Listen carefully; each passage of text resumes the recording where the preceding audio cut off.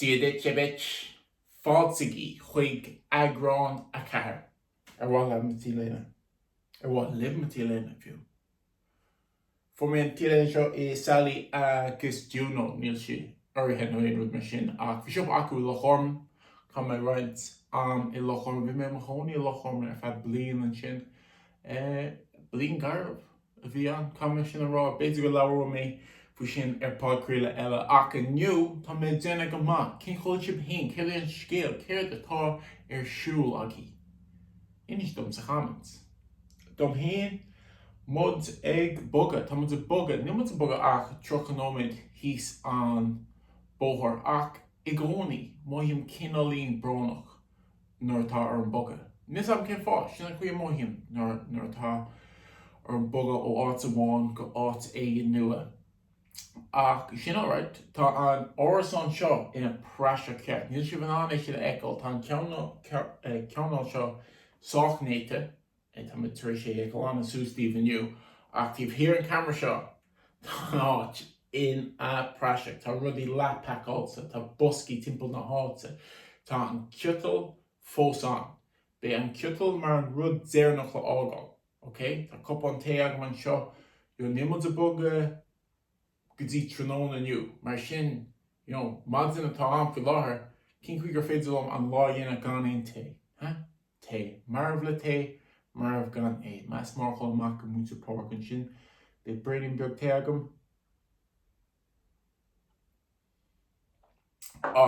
go hálan ach tá mud a boga méid sú leis mé cinálín bránach tá mé fudfad na háte ó hí móchan deach sin áráid sin é an human condition nach sinna an human condition nuacht eile an chopla tappa agam tá mé réití don pácréile seáneo John bí me déine rudí sús ar an spota go minic ach inniu tá chopla topic agam ar an cédul síos ihe hána tá ihe hána ag tridum linn rud atá simú well níos sé simú tá sé simú níl sama mé sé simú a mé sé simú duitse feicmont ihe hána níl ihe hána acu hálann seo ní bíonn siad ag ceiliúrú ihe hána so nuair a haon tú is déich chuig na siopaí nó aon rud mar sin níl aon Halloween decorations ní eici tú aon Halloween decorations más chun ihe hána timpeall na háite an seo san óstéir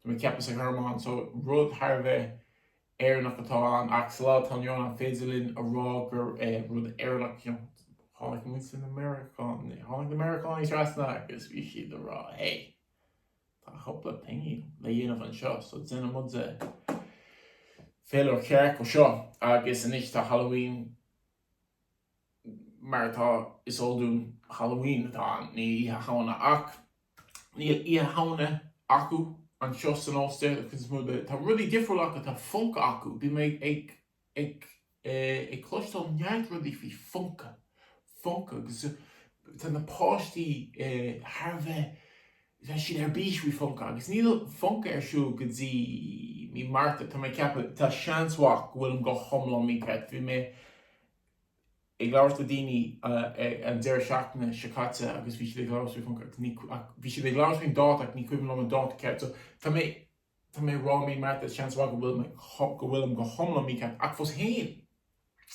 funca siad atá gceist le siad ná fadó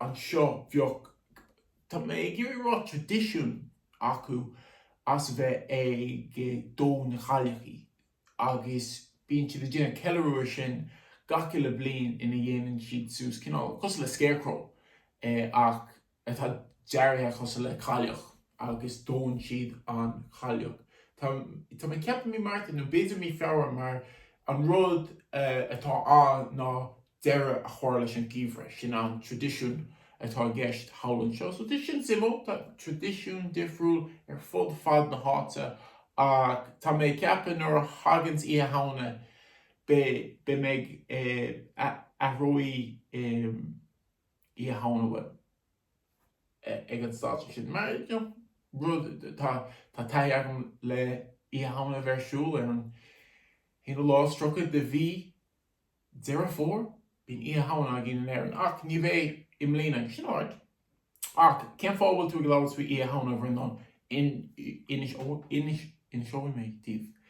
Bhí me Breandán Monsters Netflix. Is brálam, cá mé seo adháil, is brálam, sconán nó sra úfáis. Tar second ná.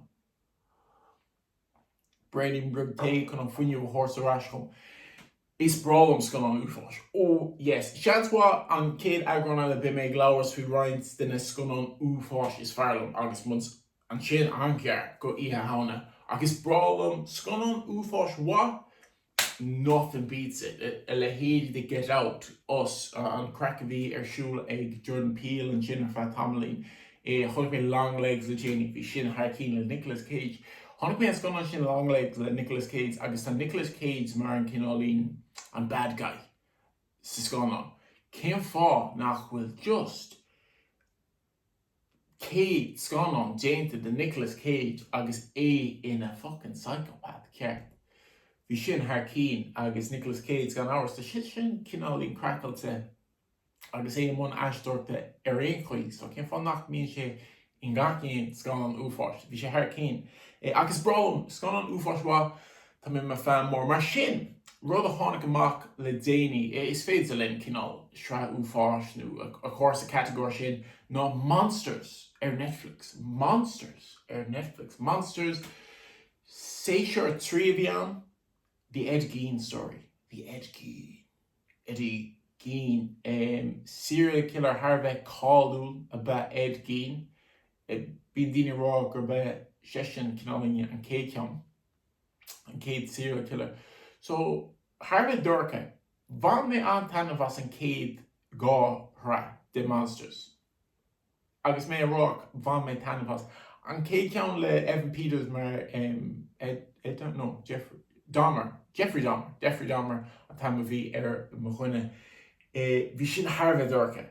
Ach is van me tanna vas an chuid nach rá siad déine sú scéalte nó just a chuma scéal éigen agus mu Breandán Jeffrey Dahmer agus a ceap seo muim go donna go Jeffrey Dahmer nó aon mar sin duine siad an scéal mar atá agus bhí tú an eáil céó ulc is a rá Jeffrey Dahmer agus is cuireann a bheits an óscoil agus mu labhairt faoin traisin agus bhí gatain ará just ní féidir leat de chúla a harins ón scáilán. Caiú Breandán seo. Tá sé cinálí timil. So bhain mé tanmh chur athriúil an sin as Monster Sra dómhí sin Harkeen. Bhain mé an tanmh sin bhain bhena an tanmh sin. An céad ní bhfuair mé on ceisna chun podcrúla seo ach an céad ceis fu mé text ar bhena ar má sin le déanana cinsa go dhéirí mé rud éigean cool nó má faoi bhena. So tá bhena go hálan. Sin a chalín bhena Mullen aithne arthaí ar bhena. Tá bhena go hálann, so sin rud éigean cool rátágamm faoi bhena. Tá fás rud bhena sin. Breandán beag té rí sé. Tá a ggóil tí ar an podcast ná bhac. Sraith the Monsters. Bhain bhena an tanna bha sin tá mé ceapa. Tá just tá inclín beag agam. Gur bhain si tanmh as an traisin margheall ar an birch Ashtori a bhí acu gon na drothorcha Menendez. Bhí si dahal. Look, bhí si dahal. What can you do? Bhí an birch sin a Harvey dahal. Ach, bhain bhí si tanna bha sin freisin. Ach síla, an rud is fearr faoin cáithre sin. Ná gur phlé siad leis, flip mo chuine Ryan Murphy atá cinál I gceannas sin ar fad. Phlé sé leis an fear scéal. Dáin sé leis an fear scéal don trarfad. Mar sin, bhí me hain, nó pe duine, bhí daine a Breandán an sra, okay? Agus bhí siad a smaoineamh, there's no way gur hálar é seo. Fadó. Agus an sin ar hain súca an idirlíonn tú a dhéirí níos mo ólas all ar an scéal tharla gachrod. Bhí gach rud a bhí sra Monsters mar an ggéin leis an fear scéal. Agus bhain me se an tanmh sin. Bhain me an tanmh sin. Sra trí le Eddie Gein. Chóir sin is deachar an píosa beag mar ar an cédul síos is léir nachrá an feis an áisníos ar fád acu, an tólas ar fád acu faoi Eddie Gein. Tuis gur tharla is seo I rid na caracatí. So zero tradition dar chugad damda. Agus is léir nach ra mór an ólas fáil faoi Eddie agus méid a bhí siú leige agus chomála sin beidir ní rá an taide có súscondáta nu aimimse is atá lá táán agus si duine player Jeffrey Dahmer san hochtadí agus daine eile thuis Eddie Gein ach bhí si de géirí an scéal ancient faoi Ed Gein agus an chuí a chuir sin a thug sé sin inspráid go serial killers eile agus neart scanán atá Hollywood Psycho agus Texas Chainsaw Massacre, Silence of the Lambs gur thug sé sin sppraige go na rudí seo. So bhí sin simú ach bhí sé dechar chuine sús leis an trap mar bhí si ag léim ó scéal amháin faoi Psycho agus an sin bhí a rascuig Eddie Gein agus an sin bhí ag play Texas Chainsaw Massacre agus an sin bhí ag play an Colleen bhí ag Eddie Gein sa shrá agus ruí mar sin. So bhí chuir sin is dechar an pí beag mar bhí ag dul hála agus náid scéalta difriúla agus gan ásna tú brandhar sin sa Colleen Ryan Murphy má tú brandhar se agus tú brandhar sin le Joanna just is omí na ceisna dagí.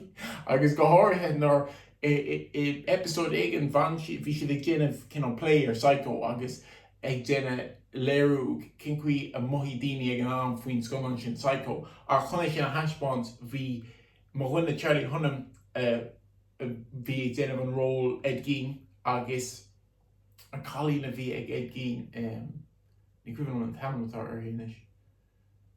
Tá mé dhéir abagealrá ní cinsa. An birth aisteoirí sin bhí siad mar in aisteoirí sescanán tíomh si den tre. Look, agus an sin bhí arm é sin bhí is ómína ceisna bhí Eagrán. Gan is tháinig mé lead le ag leabhar faoi seoir TikTok. Mar sin tá arm an tre a pásáil agus a rála Eagrán look sílam siad cintar siúlt an aisteoirí mar géine taispáins gur thug siad inspráid an scanán. So bhí sin cinálín bhí si dechar chuine sús leis an tre ag gamanta.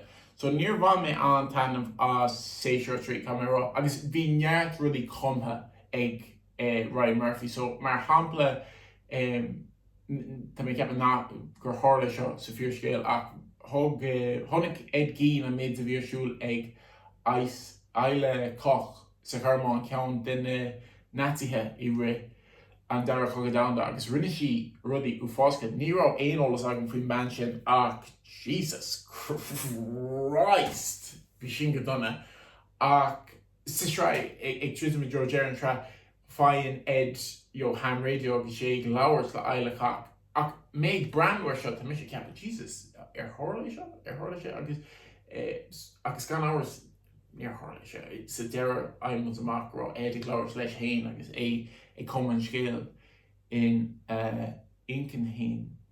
Níos am bhí an ommarcha siúil sa srá sílam an ommarcha siúil sa srá. Bha mé an tainmh as Dahmer agus na dearthcha Menendez tuis go raibh siad ag play leis an fíor scéal ach an trip seo bhí siad a chuma rudaí ag déanamh rudaí nua den scéal ag tarrant as an fíor scéal chun rud éigean eile bhí sé na praseach ó híomh storytelling de, so bhí sé dechar chuine sús leis an srá. So ní bhain mé an tainmh as séisiúir trí de ag gcín ach is léir gur bhain daoine agus mé héan san ámh an tainmh as aisteoireacht Charlie Hunnam agus ag dul simple mar Eddie Gein, the simple cold cuts. Mother, would you like to talk to Mother? Yeah, I'm go sin a bhí ag Charlie Hunnam sin go mai daoine á dhéanamh sin le fáil an lá. Tá daoine á dhéanamh ar TikTok bhfuil agus banna mé sé an tainmh as an TikTok sin. But if you'll excuse me, I'm going to get a sip of tea here. Oh, that's just delightful. Bugam rai quick on Kate topic Ellen, not topic agam tall list agam on hobby bora. Basic record may stop listen Eddie Gein impression shot. I guess lower me more. I'm not to hear you lower than more. Yeah, Eddie Gein. The simple cold cuts. Okay, Bugam was right. Move on. Okay, Eddie. Sin nóhan. Dine ceap go me as me fear Tá as mar in order to make sin seo bor sléimh san óstéir ag láirte go camera as faoige. Look, déiteach mé a bheith duine rudí a bhaid níos measa. Okay, joke bhín sin. Aon chuí labhar Mollie. Labhar Mollie bhí méid labhairt faoi an labhar a bhí scríbte ag Mollie an seachas cáte agus bhí méid súil go mbeadh sé agam an seachas cáteach. Ní rá ach tá sé agam an seachas tá sé agam tá mé hard fá labhairt tríd tá mé léamh an labhar tá sé go hálan. The Gaeilge guide Irish with Mollie Guidera, hey, just go hálan. Mar labhar tá sé go hálan. Bhí méid éisteacht le aglah a bhí déanta ag meáin megan nó megan bín daine rá a slunne bailí difriúil ach nó bhacha sinna fa second agus bhí sé glabhairt faoin tábhacht a bhaint leis daine a bhealach chuig an teanga agus sílam go dhéanann Mollie job thar cinn sin aon chuí ach go háirthe leis an labhairt sin caiithú an teanga a phlé i teanga ag i Merle sa chá seo chun daine a bhealach i tro an teanga agus chun taismán go gcuoine hé siúd an tábhacht a bhaint leis an teanga agus rudí mar sin agus tá sé go háil just an chuí a bíonn Mollie ag play leis an Gaeilge an cinál dearcatá eici leis an Gaeilge an dearcatá eici an Gaeilge tá sé go háil is léir go bhfuil neamh passion eici don Gaeilge agus tá tú an é sin a eiceáil tíomh siad an labhar agus tá méid bant an soltas an tainmhas agus spark your connection to the Irish language and legacy. Sílam sprocatá eici agus sílam go bhfuil é sin go hálan, absolutely go hálan. Agus déanann an labhar an jab sin mar bhíonn si play gnéithí difriúil an teanga agus bhfuilm play dhéanamh gnéithe bháin an teanga agus labhraíonn Mollie faoi seo sa labhar. Chun fud a bíonn mé héanam rá i gcónaí ná maithim go bhfuil nasc níos láidir idir méhéin agus duine éigean agus mud ag labhairt as féig. Nuair a labhraíonn tú duine le duine as Gaeilge tá nasc éigean an agus tá sé go hálan agus I go hándúil ní féidir lom focail a chóir. Just rud éigean a maithíonn tú, so nuair búlann tú le duine éigean ar an train. Mar hampla bhfuil mé le fear éigean ó chonamara ar an train agus bhí sé ag scríomh rud éigean ar a laptop agus bhí sé ar fad as Gaeilge. So gan áras bhí mi sé ag sí tíomh leis agus na breanú ar an laptop. So Jesus Gaeilge tarsúla an sin. Dúirtear bheanna nachrá sé sin ceart ag tá saim Gaeilge bhí an. So mar sin chuir me sé ce tarsúla an sin Gaeilge tá scríomh agus dúir sé Gaeilge tá Gaeilge agus thosmid ag labhairt faoin Gaeilge agus just rudí difriúla agus ar fád tú Gaeilge. Agus thos mé ag labhairt leis méláthal na slúa tá mé ceap a bell na sló agus lean a chóir ráid go dtí Mollie ach ní bhór sé mór an obair déanta ar an lá sin ach bhí cinál nasc idir an bhirseach bhí mud bís le bheith labhairt Gaeilge le duine éigean eile agus sílam go tarlaíonn sé sin i gcónaí nuair a labhairt tú Gaeilge le duine éigean tá just rud éigean difriúil maithíonn sé cinálíon speisialta nó rud éigean mar sin ach labhraíonn Mollie faoi seo sa labhar agus sílam tá pointe an á bhaid déanta aici. So an rud a dearann sí ná in Gaeilge tá sagí nachhfuil yes agus no, nachhfuil focht le héadí de yes agus no. Nú sa rankís tá wí is a Serbish mar hampla tá da agus ne. So sa Germánis agus nein. Ach sa Gaeilge níl le héad de yes agus no an. Mar hampla bí mudsa ag toirds freagra ar daoine leis an bríthir atá an úsáid. So John, an dhéanann tú gar chum. Jenny. An Rocky tú hís chuig an siopa. Rocky. Freagann tú leis an bríthir an verb I gcónaí agus sílam sin an cinál mothúcháin atá gceist agus mé rá hé maithíonn bhfuil nasc níos láidir is mé héana agus an duine eile agus mu ag labhairt Gaeilge sin é caiid tú a bheith éisteacht. I Merle nuair tá duine éigean a rá rud éigean leat is féidir le a bheith síon sin mar sin ach leis an Gaeilge cai mé sé bheith éisteacht. Cai mé bheith éisteacht agus cai séanú si a bheith éisteacht agus mud ag dul hawl agus an hawl agus mud a blabrál an sin. Agus sílam go bhfuil sin go hálan, agus is gné ionach é sin faoin Gaeilge. Ach láirín Mollie mar sin agus sílam is margheall an cinál gné sin margheall an chuí úsáid an muide an bríthir I gcónaí mar ragra.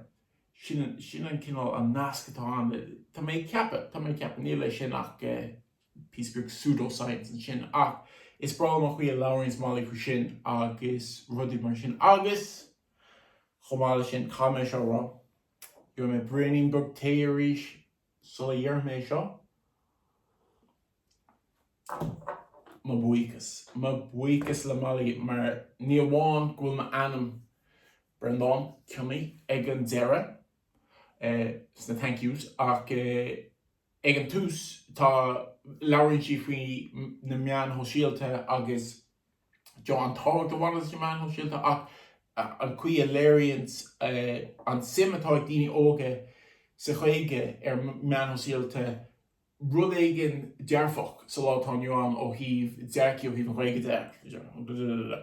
Ein mar ron ní níos an ce bhí siúla sin ach ein chuí tá mé héon lisáilte mar ceann den cúntas meán hóisialta ba chóir duite a bheith á leanúint ní. So gur míle mágad Mollie as sin bí me is éarnach mé. Look, is éarnach mé bí me thar bheith mé chompordach le multi agus ruí mar sin. Ach tá mé go breir ach bhí sin ancinálta Tá rá tá ára bheas agam mar Mollie. So bhí sin ancinálta agus ionach leáil ach yes, mór sin dom le bheith lúta sé láhar mar sin. Sílam láhar atá ionach fiúntach do an tanga. Ionach spreagach don tangas rudí mar sin. Tá sé andeas de anam eáil agus de chuntas me síalta eáil an gáród. Eáil is sé lá. So míle buíchas Mollie má tá sé bhíh éisteach lei seo bíú dul amach agus de Gaeilge Guide a ceannach. Agus chomáile sin níl me áirithe ag Kenny's Bookshop ach is scáilíoch me. Mar sin, déananig I cinse tá ísans go má tuigim is cólat éarnach iad ísans agus chulairt mar sin ach faoi de labhairt I Kenny's Bookshop. I Kenny's Bookshop, Caithfear na Gaillimhe, faoi de labhairt. Well, ní siad Caithfear na Gaillimhe. New Charlie Burns. Hey, Jesus, is brálam Charlie Burns. Síl, nor dhéann stíine, nor chuann stíine an ceist orm, hey, tá mé gol go Gaeilge, céir ba chóir do míana. Deir mi sé gcónaí Charlie Burns. Téir cóirt Charlie Burns.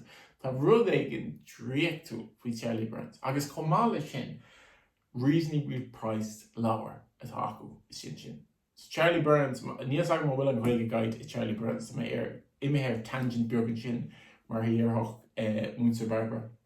Ach do Gaeilge Guide tá mé cinnte go bhfuil sé I Kenny's Bookshop mar dorlaigh mise má ceannsa way Kenny's Bookshop. So déananig cinnte go dheor sibh an Gaeilge Guide and spark your connection to the Irish language and legacy. Tá si go hálan. Fair play go Mollie an deab déint eici sin bhfuil an obair déint eici. Bhí mé gláir sin an seach si caite freisin an obair déint eici ó híomh an Gaeilge de. Meas mór chula amach go Mollie agus gan áras má dhuine peidir a fear céile an duine is deise dan. Sin é mar scéalsa. Féadrí nóméid imithe níos. Sin má. Jo mé Breandán bug té. Tá man a gold té an podcast. Tá mé gold té. What are you gonna do? Sue me. Huh? I'm a cup on té agad. Móna bhfuil, fáil cup on té de té. Sí síos an sin agus bí géiste leis an Gaeilge ála teachtas móil. Yeah, sin é mar scéalsa. An líon scéal eile agam. Tá neart scéal agam ó wachaí. Tá neart scéal eile agam. Peter, bhhailm labhairt faoin fear ó Chicago. An fear. Tá neart fear Chicago. Ach níl ach fear amháin ó Chicago. Bhí cara de mo chuid I tágháil an seachtain se caite, Massey, meas mór chula amach go Massey ó Florida ó Bally ó Henry ó Chicago rugga in Chicago ach bhí an birtaging ag freistal an scoil le chéile agus chruthma físeán I an seachtar caite freisin ag labhairt bhí PTR an feithilí bhí agin sa scoil ach be sin ahar Hamas. Agus réite me hín agus Tomás anhá le chéile. I'll probably never forgive him mar dog sé sa cara blian san inter blian. Chris an inter blian agus dog sé an scoil I Mollie Guidera chun dul chuig na hilan inis ír agus crítan sé orteist hawl inis ír don gá blian dénach. I'm probably still getting over that in our rear mar réite an birtagin go anhá le chéile. Ach rud a bhí cinál úthúil no sa chéad bhí tháinig an birtagin is le chéile bhí sé na freistal scoil ag an eile Mollie Guidera agus bhí me héna freistal an scoil náisiúnta an sin I Monivea agus tháinig an birtagin is le chéile a chomá le sin bhí trúr eile an a tháinig ó bunscoil na lán Burla. Bunscoil na lán Burla. So gan áras rud nua dún I an Gaeilge agus an Gaeil idir agus rudí mar sin tógach neart cabhar who bhí na múnsaí anhá, bhí daoine eile sa rang anhá ach is just bhí daoine anhá bhí ní tháinig mé físeán or ní físeán chlór TG Ceathair I rinne seachta ina rá céilí trapig dul timpeall agus ag dul ar cóirte ina gréascoil an difriúil agus is cuimhnm pe gréascoil ina rá sí muinecán bhí arthú dul chuig ragan na Gaeilge ag an déir seachna dus or chuig in ai gach déir seachna chun fioscóir chun Gaeilge agus ruí mar sin agus siad ag teachtasteach mar sa chéad bhín ach ní raibh sin agin so just jump land am teach there like look déan mod gachú tú Gaeilge you'll pick it up agus bhín ceart rih H3V hart fa sin bhí Gaeilge sochhágin agus mu géirí Gaeilge labhairt le múnsaí le daltaí eile agus just bhí tuiscint agin an Gaeilge aon chuig háit an cúgar agin seach gan mór an Gaeilge ach mo chuine Hamas ba Chicago so rugga I Chicago agus bhog sé hága éan I rang cuaig tá mé ceappa rang cuaig a bhí an béid a rang cethir bhí sé socht éarnach gus a tháinig sé seo ag 10 bliain díos nó 1 bliain díos nó rud é mar sin ach ar aon chuí tháinig go gine hawl America agus inis sé I Lord Mollie Guidera sa chuid choláiste. Bhí príomhid agin Breandán ó Mulcairán fearr an céad sco a bheith é Breandán. Ceann na céad ceachtainna thug sé thom ná mé is sin an céad lá muid ar fáil an cúgar agin agus an rud a bhí áráige ná bí aga airí rih botún. Dhéanaí sé botún amach anseo. Déanaí sé botún amach anseo. Tá sé bhíh fálam teanga ná bí bortha agus sílam gur meon ionach é sin ó híh teanga álam de. Mar thug é sin cinál muíonn dú le bheith ban matríal siúd agus mun géiríonn teanga álam so bhí an obairgéint ag Breandán ach ar aon chuí bhíoh Breandán it's coming pe áit an ará sé. Pe deis a bhí fáilte aige. Bhí sé sin na géirí an scéal Hamas a insint go gach aon duine. Bhí sé arolalas aici an scéal seo an fearr ó Chicago. Rugga I Chicago agus níos Breandán tá chuig an céad scoige. Agus bhí tá chuige den céad scoig Tomás agus bhí ag an an freisin. Ach bhíoh Breandán just bís chun an scéal seo insint pe am in ar an deis aige an scéal seo insint hapig sin deis. Si bh géirí cloisteáil faoi Massey? Si bh géirí cloisteáil faoi Tomás? Hey, fearr Chicago, ar thusaí faoin fearr Chicago. Bhíoh sé just lánsáasta gan áras is 8 mór sin le bheith rugga I Chicago agus níos sa trí bhíon déanamh an taiste sóisiach chuileróid trúthaige. Is 8 é sin ach dún héin mar dáilta fan muide an tanmhas agus an crack a cín agus muide spoca as Massey gach ó a labhar Breandán múnta Breandán faoin fearr ó Chicago. Ach inis sé I Perth so Massey má tá tú géisteach le seo meas mór ag dul amach huitse I Perth tásúla an gúil tú go maith a machchan sin I lór níl lór na hastráil an imú na hastráil ní féidir le a bheith a chonaí I lór na hastráil siúil sróthe ach meas mór dulmach huitse agus go deimhin pe duine pe éireannaí óga atá machchan sin ag éisteach le seo ag éisteach leis an Gaeilge seo agus sibh I tír éigin eile. Bíonn sé deacair, bíonn daoine difriúil. Ní bíonn an chultúir céine ag na daoine sin, na hastrálaí, na Americánaí, na Austrians, na Liechtensteiners, pe duine atá timpeall bíonn sé deacair. Ach, lena géirí, bíonn all right, agus be Breandán beag té eile agam, agus leis an Breandán beag té, an rudí dhearad me ná.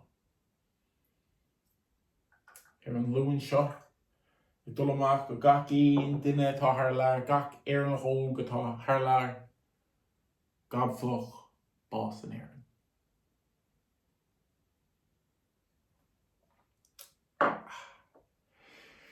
Sin an scéal weimse inniu. Tásúlagam gur bhain sibh tainmh seo. Má tá ceisnágaí, smaointe, pe rud, tuis bhí gír rud ag an rá, I Gaeilge nó I Merle. Instagram is féidir libh dul taghfuil Instagram ag Gaeilscoilis, TikTok chomá ag Gaeilscoilis, agus sa comments hís faoin na íseán seo. Té taghfuil bí a rálum céir bhá libh echo an podcast seo. Céir bhá libh a chlustal an podcast seo. Céir an scéal, céir é war scéal. Bhálum chlustal webse. In order bhálum chlustal websos. Mar sin lebredel bí fógáil trachna. Inis dom céir is mín libh a chlustal an podcast seo. Ach go dtíana céadar eile, déanaí cinnte, Gaeilscoilis, a leanúns TikTok, Instagram, agus go deimhin an seo YouTube. Gur míle maigí as a bheith lom inniu, agus feice mé an seachtain se thugann sibh. Gránmór.